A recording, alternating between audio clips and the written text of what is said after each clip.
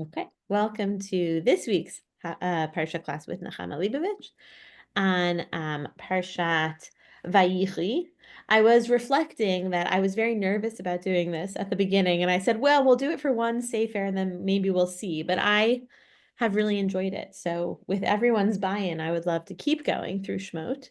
But this is the very end of the Sefer Breshit. And as always, there were so many beautiful essays in the book to choose from. I decided to look at Shimon and Levi. I do think there's some interesting sort of interactions with the current day, but I'm not going to go there. Everyone is welcome to, but that's not what I'm going to focus on. But to look at, so in this week's Parsha, in Vayechi, Yaakov gives his famous either prophecy or bracha or sort of last comments to his children. Some of them are nicer than others. Interestingly, in a different essay, Nechama Leibovich points out that the first three, the sort of rebuking ones for Shimon, Levi, and Reuven are in the first person, but they then switch to the third person, maybe more of a nevuah. And lots of commentaries struggle to make sense of all of them. So I wanted to see how Nechama Leibovich addresses the confusions, maybe, or the ambiguities that surround Shimon and Levi's message, which certainly does not feel like a bracha, or hopefully not necessarily a nevuah. So these are the psukim, right? Shimon v'Levi achim kli chamas mechei. That Shimon and Levi, here it's translated as a pair. We'll see the Ramban is going to offer us two different possibilities for what achim could mean here. I mean, obviously they're brothers, but they're all brothers. Their weapons are tools of lawlessness. Bisodam al tavo nafshi b'kehalam al techad kvodi. Ki ba'apam haragu ish uvirtzonam ikru shor. Let not my person, Yaakov, be included in their council. Let not my being be counted in their assembly. For when angry, they slay a man, and when pleased, they maim an ox, right? Even when they're nice, even when they're in a good mood, they're not being so nice.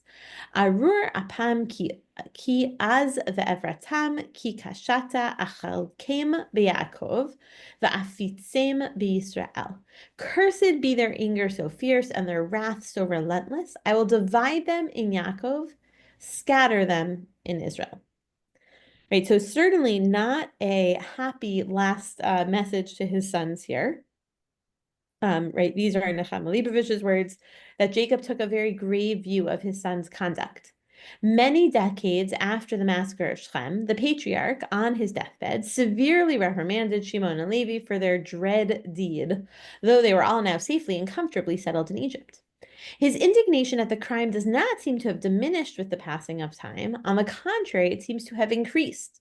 What was Jacob's immediate reaction to the crime?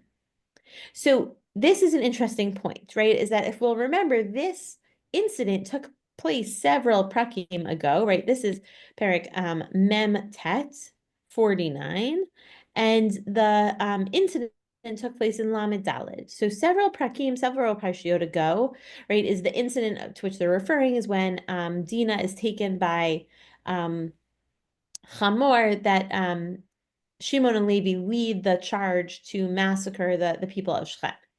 So Nechama Leibovich was just saying, well, wait a second, this is actually, you would think that in the heat of the moment after the thing had been done, Yaakov would be very angry, and he might have mellowed over the last 20 years or so. But in fact, it seems to be the opposite, right? So what does Yaakov say at the time? V'yomer Yaakov el Shimon v'Levi, achartem oti lahav isheni b'yoshev haaretz b'knani uv'frazi, v'ani metei mispar v'nefsu alai v'hikuni v'nishmadti ani uveti. He says, you have brought trouble on me, making me odious among the inhabitants of the land, the Canaanites and the Perizzites. My fighters are few in number, so that if they unite against me and attack me, I and my house will be destroyed. Right, so she points out that Jacob's first reaction is eminently practical. They had placed the whole family in danger, a minority surrounded by hostile tribes far outnumbering them. But But on his deathbed, no such consideration could exist. The house of Israel was secure, enjoying the protection of the Egyptian viceroy. His anger is now directed at the cruelty and injustice of their deed. Right? So, hello, Nelson. Nelson is celebrating his second bar mitzvah, right? So, is this your bar mitzvah parsha? Vayechi, yeah. Wow, amazing. Very cool. Very Yom Huledet Sameach and Mazel Tov on your second bar mitzvah. Thank you.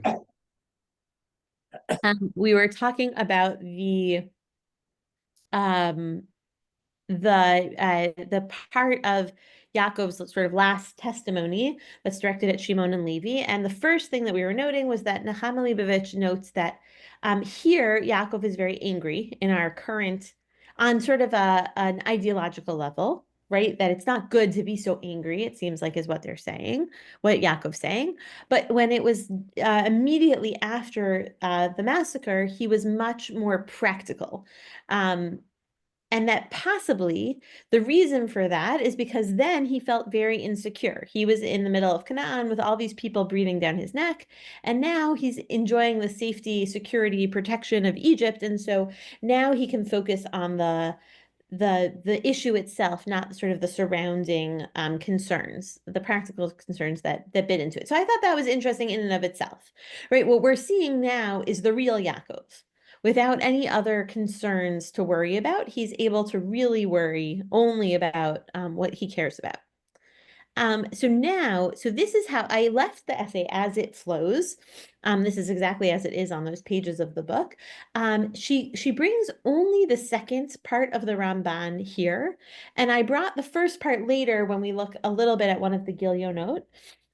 So just to keep in mind, this is reason number 2, and so I left the words of Hanachon be'enai. So we'll look at possibility number 1 later. I didn't want to interrupt the flow of her essay. But just to be aware, this is his second. So the Rambam brings one possible opportunity for why they are called achim. And here he says, but actually, the hanachon be'enai, she'amar ki Shimon v'Levi achim gemurim, that they're real brothers, domim umit achim ze lazeh ba'atatam uv'ma'asehem, uniting in fraternity and brotherhood in counsel and deed. Right, so it seems like what he's saying here is, what does achim mean? Is like they're two of a pair, is how you might say it, right? They act the same, they think the same way, they do the same things. Ukfar perashti, I already said in Lamed Daled, right, which is sort of when the massacre happens, ki Yaakov katzaf al Shimon v'Levi b'haragam anshe ha'ir ba'avor she'asu Hamas, that Yaakov was angry with Shimon and Levi for having committed this violence when they killed the people of Shem, for they had not sinned against them at all. Ki him lo chot'u lahem klal. Uvau bivrit vinimolu, right? They had even entered like into a covenant with Yaakov, and they had been circumcised. They had their brit milah, which is why Shimon and Levi were able to take such advantage. V'ulai yashuvu el Hashem, that maybe they would have returned to God. V'yihiyu kulam bichlal anshe Beit Abraham umin hanefesh asher asu b'charan. Right, that it seems like there's 2 issues. One is that they hit Shem when they were weak, and the other is that maybe they actually wanted the Brit Milah. Maybe they were true converts, that they would have been lumped in with all of the people that Abraham converted. And so Shimon and Levi cut short that possibility. They were just on their path of becoming, part of Yaakov's household, and they never got a chance to really develop that feeling, if it was true, right? If it was real and intentional. But additionally, v'od charalo, Yaakov was also angry. Shelo yamru ki ba'atatona sahadavar, right? He didn't want them to think that this was his suggestion. V'yuchilul Hashem shiaseh hanavi chamas v'shod. He, as a representative of God, right, as a prophet of God, should not have committed violence and plunder. So I think this is another fascinating sort of psychological insight that the Ramban has, that Nechama Leibovich is highlighting, which is that Yaakov thinks that maybe violence and plunder should be done, but not by him, right? He doesn't want to dirty his sort of pure relationship with God for this. And on the one hand, I think that's beautiful, right? The Navi has to sort of remain above it all, above the fray. And on the other hand, I do think this is an example of Yaakov's sort of selfishness through his life, right? Let someone else do the dirty work. He has to remain above it all. And if anyone should connect it to him, that's what he's mad about. It's his own sort of reputation, not necessarily about the violence. Right, the Ramban is sort of speaking out of both sides of his mouth, I think, here, right? On the one hand, he's angry because they were too violent too fast. But on the other hand, maybe they should have been that violent, but not attached to Yaakov. So those are the two reasons that the Ramban brings. Right, and here is Nachama Leibovich's take on this, is that the two aspects that angered Yaakov, right, the Chilul Hashem, they don't, right? So, and interestingly, she is not framing it the same way I just did, right? She's saying it's not that Yaakov was worried about his reputation, but about God's reputation, and that the Navi is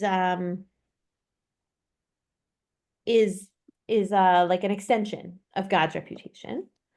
And the second thing, and this is exactly how it was spelled in her book, the iniquitousness of the deed itself.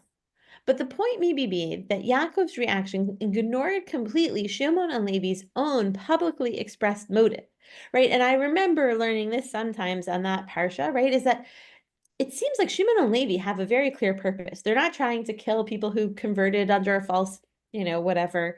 They're not trying to just be violent and angry. They are speaking up for their sister. Did the Torah condemn out of hand any display of extreme zeal? Did Yaakov condemn them just for the massacre of innocent people, or did his denunciation include their killing of Shechem, the guilty one, without due process of law? Could not their deed be compared to that of Pinchas? So to remind people, the story of Pinchas, which is found in Bamidbar, is the story of a Bnei Israel that have sort of gotten out of hand. And one of the local men has married, I always forget which one is which, Shimri and Kazbi. One of them is the man, and the other is an Egyptian woman.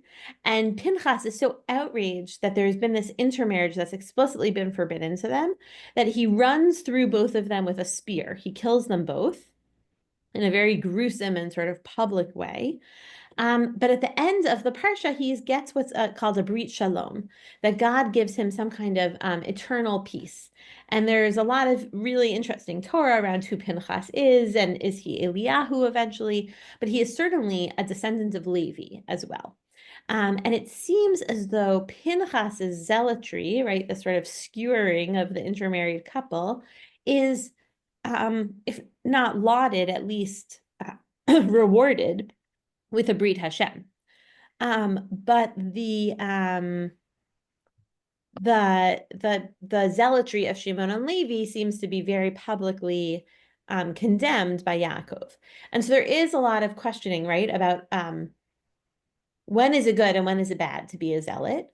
And Nechama Leibowitz brings the Ha'emek Davar's comment on that problem. I looked back to see if we had already talked about the Ha'emek Davar, and I think that we had, but we had not talked about it. So explicitly, the Ha'emek Davar is the book written by the Netziv, Rabbi Naftali Tzvi Yehuda of Berlin, a very well-established scholar and leader of his time. In Berlin, he was the head of the Volozhin Yeshiva. He married two very women with very good yichus. First, the daughter of Rabbi Chaim of Volozhin, and secondly, the daughter of Rabbi Yechiel Michael Epstein.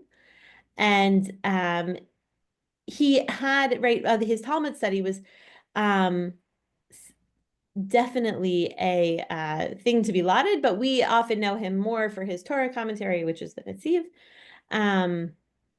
And he is the father of Rabbi Chaim of Berlin and Rabbi Meir Bar Ilan of Berlin. So a very well-established character, commentary. And he says, oops, here we are. Both Levi and Pinchas were prompted to an extreme act by the sight of immorality and endangered their lives in protest against it, right? So similar pattern of behavior. Pinchas was praised and exalted for his action. Levi was rebuked by his father, and there are many parallels to this. This is the lesson taught us in Pirkei Avot, the ethics of the fathers.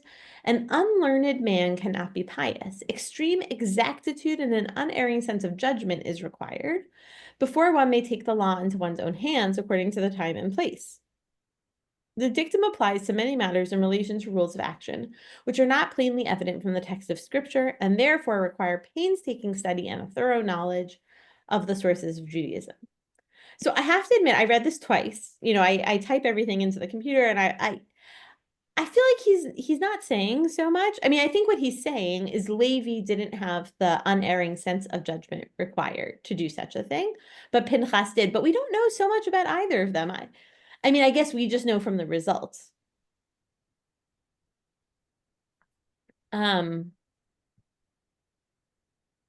Luckily, we have Nechama to guide us.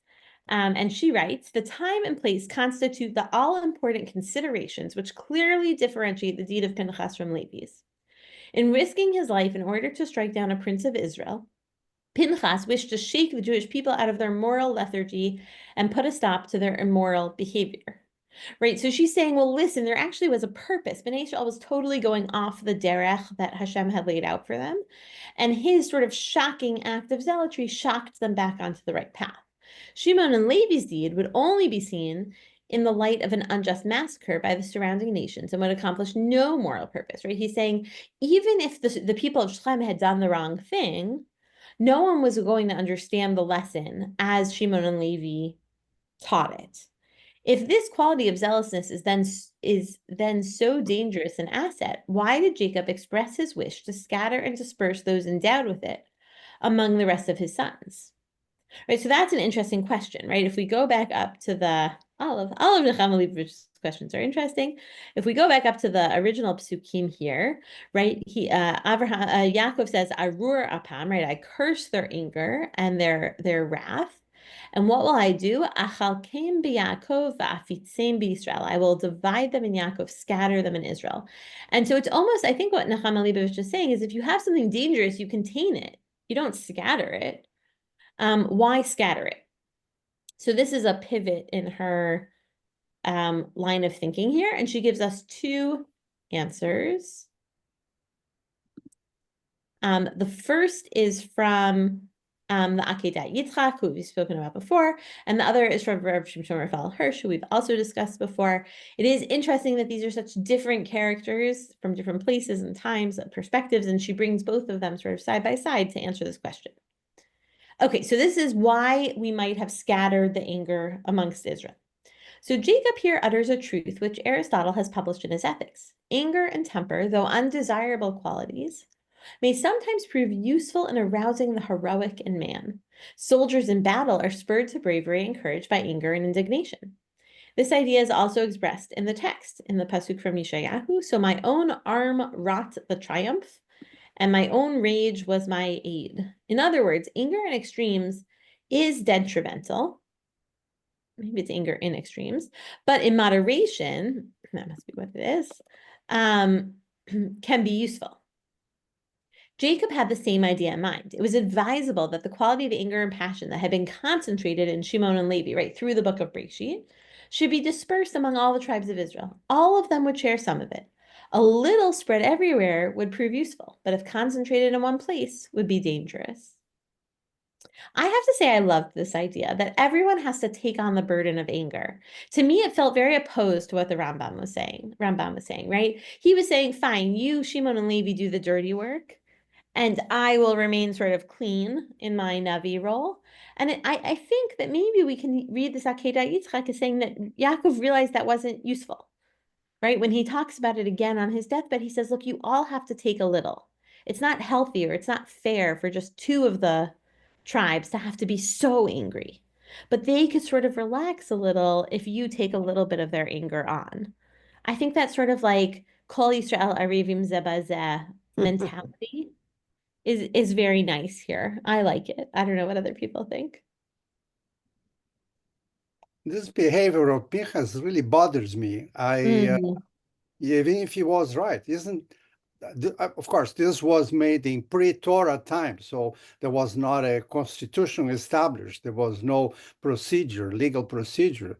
But Yeah. I'm supposed to have a bet din to that's the notion of taking the law in your own hands. Pious or not pious, one individual may be driven by excessive anger, which may not be appropriate here.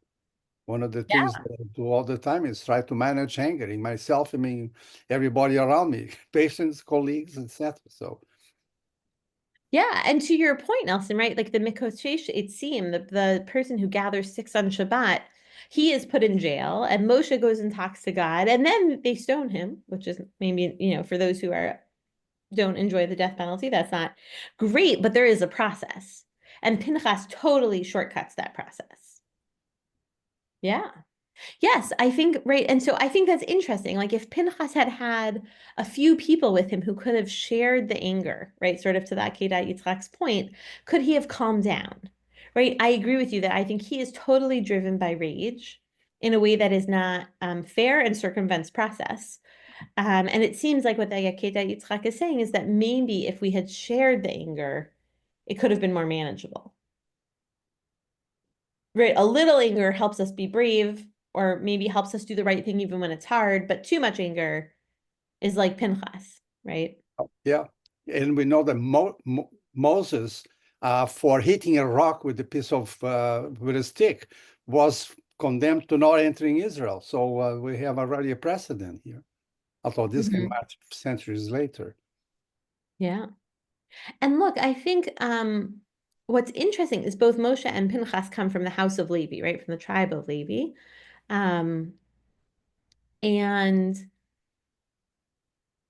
and this is part of what I was trying to say last week when I was talking, we talked about sort of expressing things instead of letting them fester under the surface, is that I think if the brothers had ever really just had it all out before the end of Breshit, maybe some of this anger could have dissipated.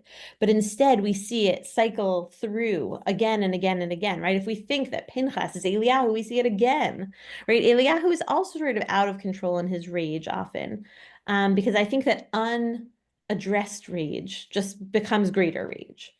And you're right, we see it with Moshe, we see it with Pinchas, we see it later. And it all starts perhaps with Levi and Shem. Excuse me, Go Robert. ahead, one of you, then the other. Go ahead. Okay, you first, Sherry. Okay, I was just going to say that the anger with Simeon and Levi was so extreme that they even mentioned, I think the Hama Leibovitz mentioned, and I think it's so important that their point was lost. That their point was we are should we allow them to get away with treating our sister as a harlot? Yet that's not what is remembered through history. What's remembered through history is their extreme violence. Yes. Yes. And I think that is such a beautiful point, right? That when we act in such extreme ways, our messages get lost. Yeah. And if there was one thing that I would take from Levi, I think that's a beautiful thing to take. Rabbi Schwartz, what were you going to add? I was going to just say, isn't it possible just to say that Pinchas and possible Shimon and Levi as well, they were not in rage, but rather they made a logical decision of what had to be done. Shimon and Levi, the classic one is, like you had mentioned before, that the city did not, have a judicial system that took Hamor to task, and Pinchas just felt that sociologically this had to be done, and that's why he gets the Brit Shalom. So I think that it's Yes, easier to make important. that point with Pinchas because he gets the Brit Shalom. I mean, Yaakov explicitly calls his sons out for anger.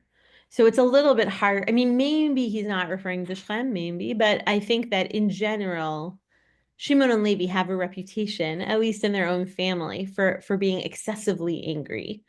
I think Pinchas is a more complicated story because the outcome is so different. But on the surface, as we said, like their actions are very similar. It's sort of certainly more complicated. It does seem like he thought there was a lesson to be taught there, and perhaps it was taught, meaning things changed after that. The Netziv, actually, speaking of the Ha'emek Davar, on the Brit Shalom, he says that perhaps it was not a reward, but a natural necessity. That after someone does such an angry and sort of violent thing, that they need a Brit Shalom. And so it's not necessarily that Hashem was saying, okay, fine, good job, here's your gold star, but was saying like, oh, Pinchas, you're so lost. You need this Brit Shalom to help you back in your way. So I think Pinchas is not clear either, but certainly here, whether it was the right thing to do or not, it definitely seemed guided by anger. And I do have to agree with Sherry that I think that the message was lost in the way it was delivered. But it is possible they were trying to be logical, or even that they were being logical, but their anger definitely played a role, at least according to the pshat of Yaakov, I would say. Okay, let's look at her. Oh, please, Judith, go ahead. Oh, I just wanted to add that the circumstances are different in that Pinchas just dealt with the two perpetrators who were attracting attention, and everyone could see what was happening and why he reacted and what he represented and so on. But with Shechem, there was trickery involved. There was an attempt by the perpetrators, their family, and the population, the whole population, to compensate, by doing what the Israelites asked of them. And really puts a moral cloud over the whole situation. I mean, yeah, I think right. If we think about what the Rambam said, that that Yaakov maybe perhaps was angry because he felt that they were true converts. If it was a lot of choice, it seems to have been the wrong one, maybe is what I would say, according to the Ramban's view of what Yaakov thought. Yeah. Anyway, it's a thought. Yeah. I think that Hirsch brings a really interesting perspective, just to remind us of the timing of Rav Shimshon Raphael Hirsch. He's a late 1800s rabbi, scholar, activist, and pioneer in Germany, right? So he is not living in Eretz Yisrael, and he's not living in the most secure of places either, which I think makes his comments sort of interesting here. He says, the dangers of extremism are particularly great at the height of a nation's power, when a united and strong public can easily be influenced by the headstrong policies of two mighty tribes into an excessive display of zeal. But this is not the case when the nation is scattered and divided in exile, suffering from persecution and reviled by others. Then the Jew, peddling his wares from house to house, stands in need of that ingredient of zeal and passion to be able to cherish his national self-respect and look down on his tormentors. The Holy One, blessed be he, did his people a kindness by scattering the tribes of Shimon and Levi amongst the rest of the house of Israel, so that all its members should share some of the badly needed courage and zeal and Jewish pride, even after the destruction of its state. So I think he is circling back to the point that Nechama Leibovich made at the very beginning, right? Or she's bringing Hirsch to circle back to that, which is to say, right, when Yaakov is in Egypt, and they are in a secure and powerful spot, right? Yosef is so high up in the government of Egypt. He's saying, you have got to keep your extremism in check, because this is a place in which that could be terribly misused. But when we are, as we were in Shechem, right, then practically Yaakov might have been worried, but perhaps ideologically he was not unhappy. right? Perhaps he thought that that was necessary. And I think like sort of the balance between the Akedat Yitzchak, which I read as like such a peaceful thing. The brothers had to take some of the burden of anger away from Shimon and Levi so they could like sort of function in the world.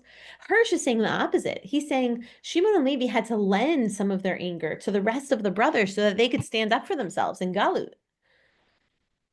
And I think, as I said, I don't want to speak directly to today, but I think it's interesting to read this in the light of Israel being a nation, having great power, being united, right? Having a strong public. That this story changes as we cycle through our role in the world. And Hirsch reading this at his point, I almost hear like a longing for a time where we should be wary of extremism, because he would rather we be in power and we could not have excessive zeal, but feeling sort of this disappointment that this is not a time that calls for patience and a lack of extremism, but actually calls for that badly needed courage and zeal and Jewish pride. So I think it's interesting reading what I hear is sort of a similar message, but through two different lenses, two different perspectives. So Nechama Leibovich's last words here are that the differences between the two foregoing explanations is this. The first one, Akedat Yitzchak, sees the danger in the qualities of zeal and hot-headedness being concentrated in too great an intensity and being only destructive. But in moderation, they were useful and indeed an essential ingredient of national life. Must be indeed.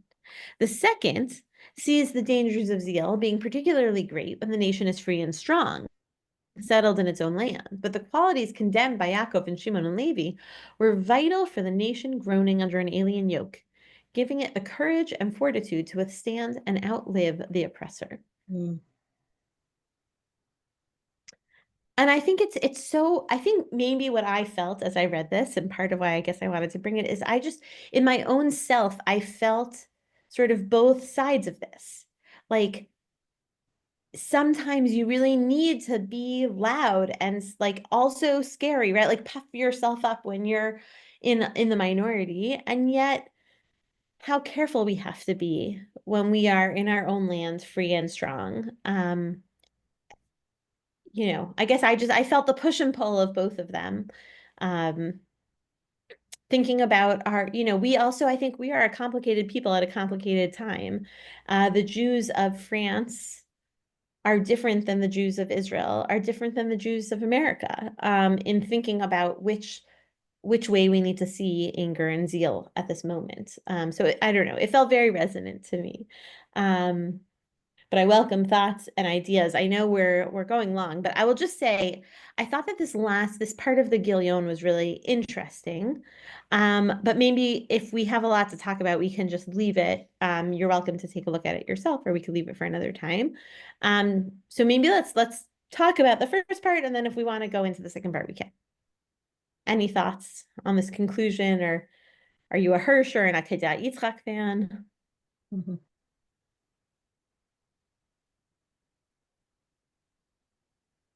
Yeah, I'm just thinking about a similar scenario. The great late Dr. Reb Hillel Zeidman, Naomi Zeidman's father, he was once telling me that after the war, like 1945, 1946, 47, when in Israel, there's the famous story that Elie Wiesel novelized, where the British took were planning on hanging a Jewish activist, and the Jews of Etzel grabbed a British officer and was, you kill our man, we'll kill your man. So Dr. Zeidman would tell me how somebody would, when the famous Orthodox German Jewish leaders from before the war, Dr. Rosenheim, would argue with him and say, whoever heard of Jews taking somebody and planning on killing him? And Dr. Zeidman's answer, which is probably why he was such a good friend of Menachem Begin's, was that, Zay Megan this Yatian, they're allowed to do it. We're not allowed to do it. Right. It would be different in Germany than in Israel or Palestine at the time, right? As you were saying. Well, I wasn't exactly thinking about that. No, rather he's, as a German Jew, from a general German Jewish philosophy, Jews don't do things like that. Unlike actually Hirsch says here, surprisingly. And Dr. Zeidman was saying, oh, they can kill us, but we can't defend ourselves. Ah, I see. I misunderstood. Right. It becomes difficult. Thank you for clarifying that. Right. And I think that's what Hirsch is saying. And I don't know the story to which you're referencing enough to know if Hirsch is responding to such a story. But I'm sure that we know in the 19th century that things like this probably happens all the time, right? We thought if we just looked the other way, if we were quiet, we would ride out the storm, everything would be fine, right? And I think feeling like we needed to stand up was important. I think today it's very important to know when we've gone too far. And that was not like a problem that they had in the 1800s in Germany.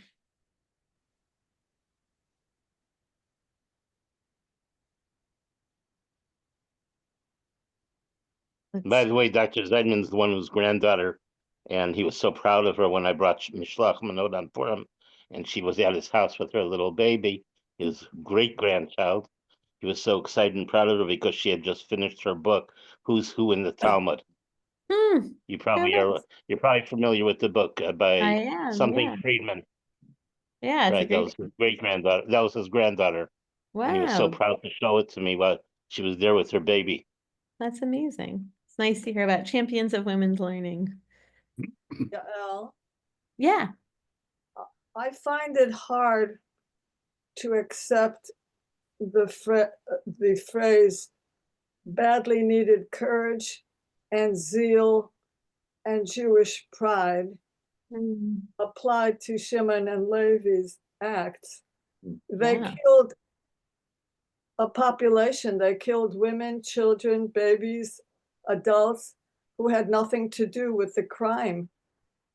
I wouldn't call that courage and zeal and Jewish pride. I don't know what to call it. But these adjectives don't, to me, don't seem to fit the case.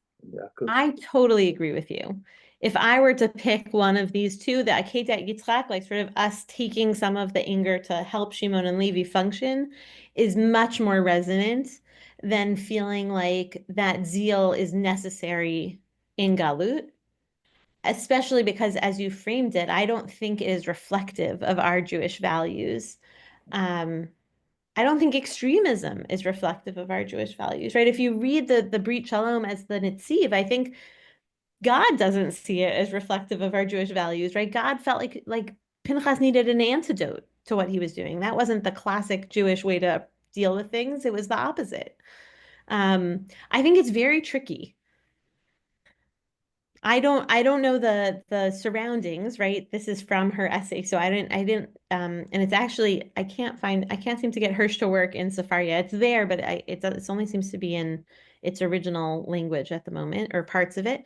So I didn't search for this, but it would be interesting to understand what the context was here, because I agree with you. It's hard to imagine calling the actions of Shechem badly needed courage.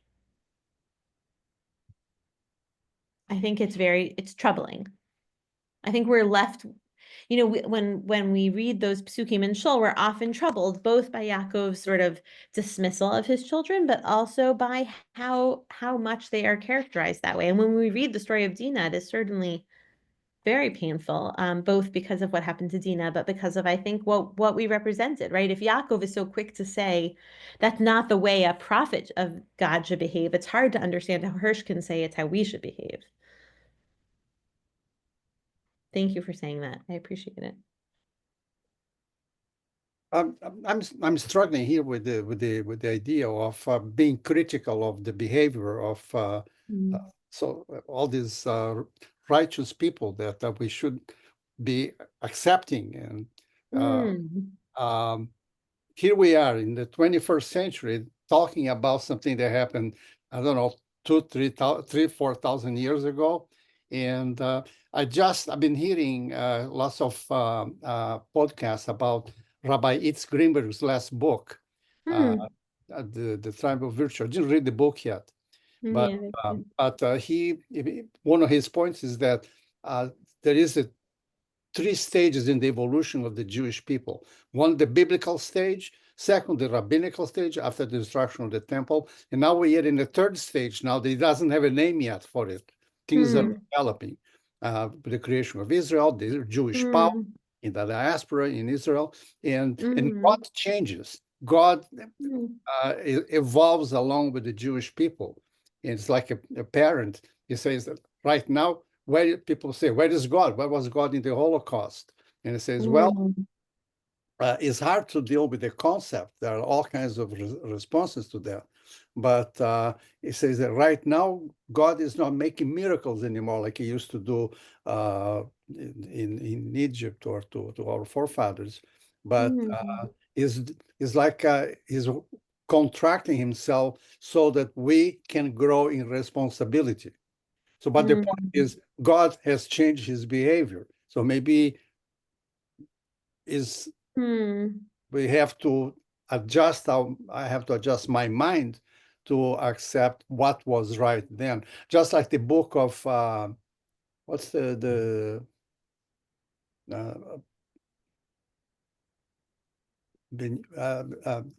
Moses' successor, I can't remember the name. Yeshua ben Nun, yeah. He did lots of things in the wars to settle the land that are sometimes is hard to deal with. We have to make lots of concessions for him, just like we do for Pinchas here. So I don't know. I don't have an answer for that. I'm just agonizing, struggling with the idea of what's right and what's wrong. Yeah, I think it's hard, right? I think it goes back to our point of like is it okay for the avot to be flawed? Can we, right? If we are flawed, I have to say, Rev Ari actually said the most beautiful thing on Friday night this past Shabbat. I was lucky enough to be in town to hear it. And I'm trying to remember who he quoted. I can see the Meshiloach, who said that only the broken people, the flawed people, uphold the Torah. That like you might think that being flawed makes you too inherently weak to be a foundation of Torah, but that is what makes you stronger.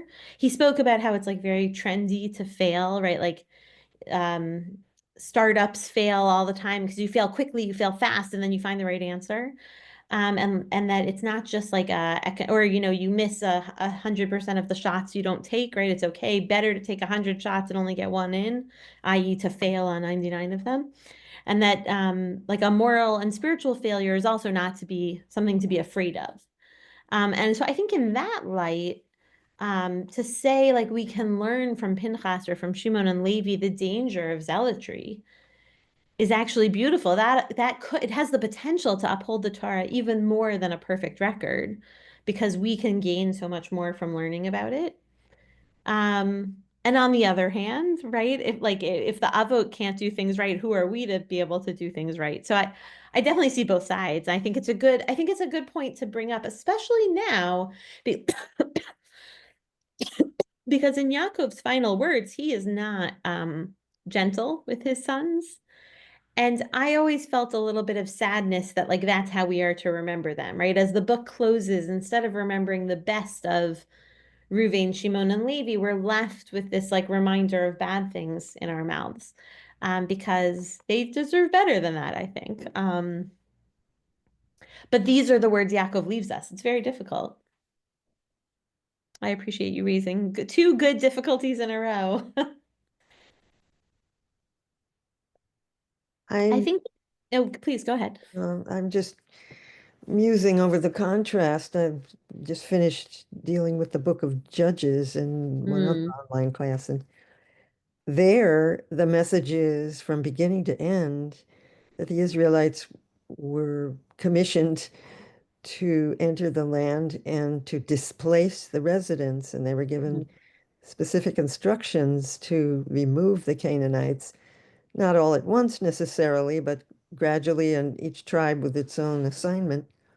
And at the beginning of each judge's reign, it says again and again, that the Canaanites were still in the land. You get the distinctive impression that the previous generation didn't really finish the job the way they were supposed to, and that many of the difficulties arose because of that. I actually lived in a place that prides itself on its history of no wars, no political conflicts for over 200 years. And the story goes is that the people on the neighboring islands lived like the Philistines, continually marauding their neighbors until the people on our island got so fed up with it. They raised their, battle weapons, went over there, wiped out the whole population, and repopulated the other islands with their own relatives so that peace reigned.